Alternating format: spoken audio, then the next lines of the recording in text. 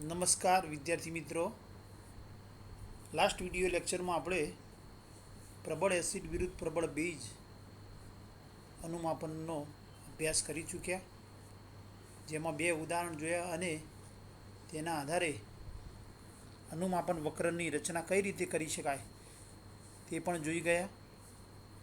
આજે આપણે acid base અનુમાપનમાં acid અને બેઝ વચ્ચેની પ્રક્રિયાથી ઉત્પન્ન થતા ક્ષાર, આ ક્ષારનું જલીય દ્રાવણ એસિડિક, બેઝિક કે તટસ્થ હોય તેનો અભ્યાસ કરીશું.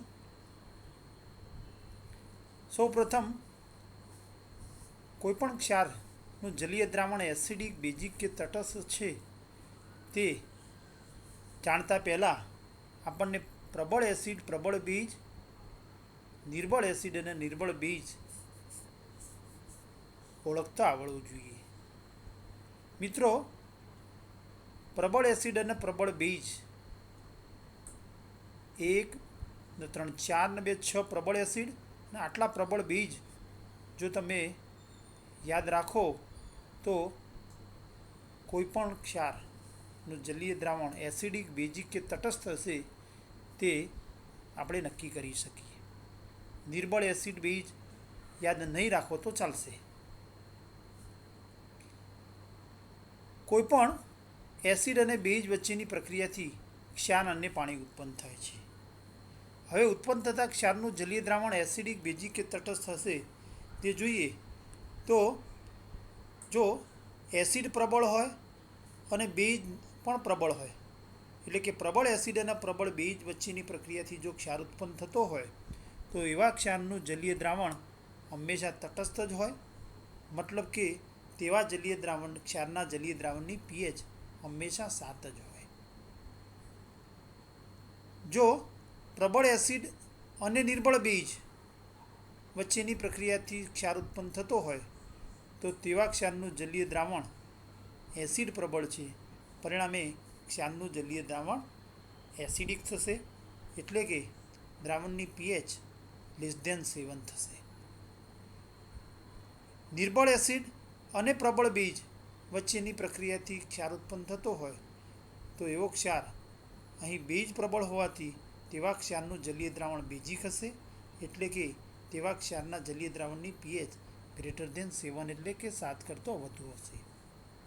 પરંતુ જો એસિડ અને બેઝ બંને નિર્બળ હોય તો તેવા સંજોગોમાં ઉત્પન્ન થતા ક્ષારનું જલીય દ્રાવણ એસિડિક, બેઝિક કે તટસ્થ હોઈ શકે અને તેનો આધાર નિર્બળ એસિડના આયનીકરણ અચળાંક Ka અને નિર્બળ બેઝના આયનીકરણ અચળાંક Kb ઉપર આધાર છે.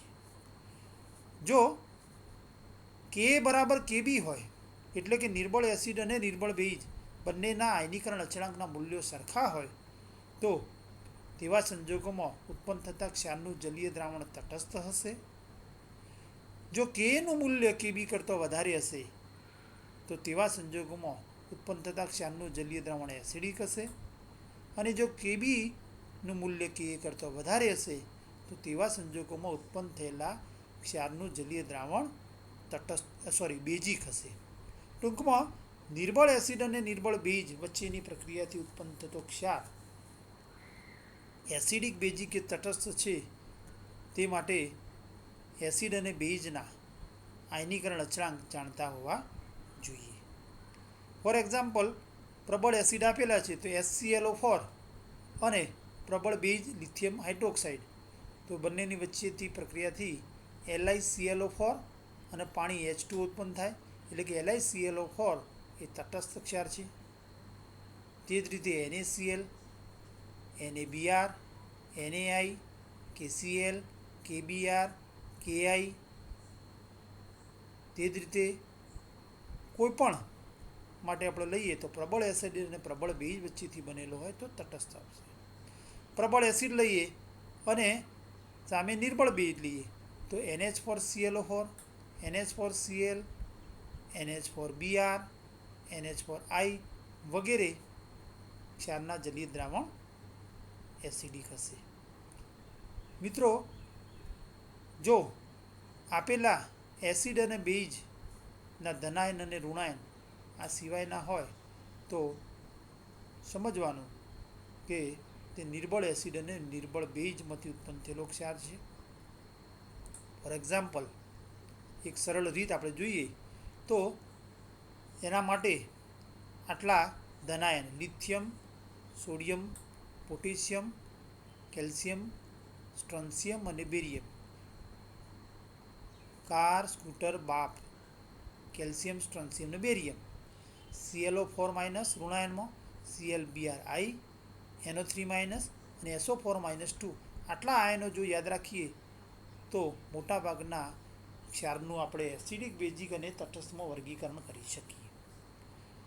ટીવાય પૂરતું તમે Na plus, K plus, Cl minus, NO3 minus અને SO4 માઇનસ 2 એટલે કે 2 ધનાયન અને 3 ઋણાયન યાદ રાખો તો પણ પૂરતા છે. અહીં કોઈ પણ અકાર્બનિક ક્ષાર આપેલો હોય તો એક ક્ષારમાં H પ્લસ કે OH માઇનસ આયન હશે નહીં.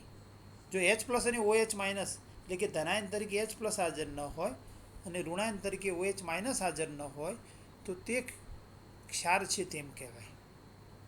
હવે કોઈ પણ અકાર્બનિક પદાર્થમાં ડાબી બાજુ સૂત્રમાં જોઈએ એના અણુસૂત્રમાં તો ડાબી બાજુ ધનાયન અને જમણી બાજુ ઋણાયન દર્શાવવામાં આવે છે. જો અહીં કોઈ પણ ક્ષાર આપેલો હોય અને તેનું એસિડિક, બેઝિક અને તટસ્થમાં વર્ગીકરણ કરવું હોય ત્યારે જો આપેલા ક્ષારનો ધનાયન આ 5 પૈકીનો હોય અને ઋણાયન આપેલા આ ઋણાયનો પૈકીનો હોય તો તેવા ક્ષારનું જલીય દ્રાવણ તટસ્થ થશે. For example,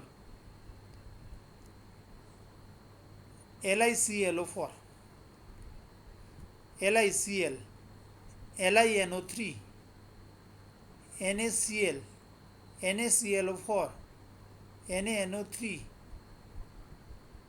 calcium nitrate, CaNO3 twice, calcium sulphate, barium sulphate, તો આ બધા જ ક્ષારના જલીય દ્રાવણ કેવા થશે? તટસ્થ. કેટલાક ઉદાહરણ મેં નીચે ટેબલમાં દર્શાવેલ છે, પણ એ સિવાયના પણ આના આધારે તમે નક્કી કરી શકો કે કયા ક્ષારનું જલીય દ્રાવણ તટસ્થ છે.